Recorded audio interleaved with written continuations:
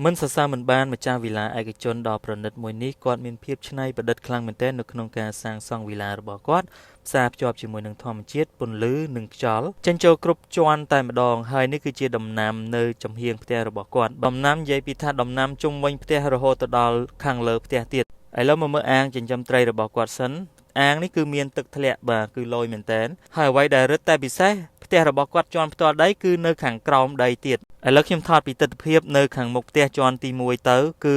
សិតតែដំណាំទីធ្លាធំទូលាយឡាននេះមានទំហំដី 2000 ម៉ែត្រការ៉េនិងទំហំសំណង់ 300 ម៉ែត្រការ៉េនិងកម្ពស់3ជាន់ឥឡូវមុននឹងចូលដល់ខាងក្នុងខ្ញុំសូមបង្ហាញកន្លែង relax មួយបាទទីនេះគឺមានអង្រឹងមានតងហើយសសរផ្ទះធំខ្លាំងមែនទែនសសរខ្លឹម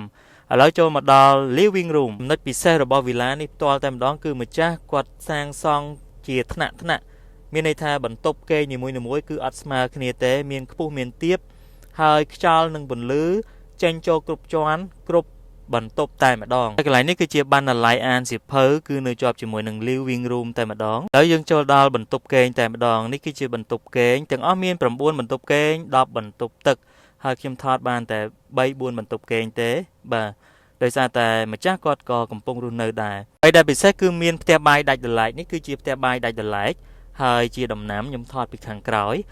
បងដែលចង់បានវិឡាឯកជននេះអាចអញ្ជើញមកមើលទីតាំងផ្ទាល់សិនខ្ញុំធានាថាវិឡានេះជាវិឡាមួយក្នុងចំណោមវិឡា1000ព្រោះដោយសារតែមានភាពច្នៃប្រឌិតខ្ពស់នៅក្នុងការសាងសង់មែនទែនអូខ្ញុំភ្លេចបញ្ជាក់ថាខាងលើអាចសាងសង់ឡើងបានមួយជាន់ទៀតគឺអាចធ្វើ5បន្ទប់គេងទៀតបាទហើយខាងមុខផ្ទះគឺយើងមានទីធ្លាធំទូលាយសម្រាប់ចតរថយន្តសម្រាប់តម្លៃបងអាចឆាតចូល message ឬក៏ Telegram មកខ្ញុំផ្ទាល់ខ្ញុំនឹងបង្ហាញនៅព័ត៌មានលម្អិតបន្ថែមអរគុណច្រើនបាទ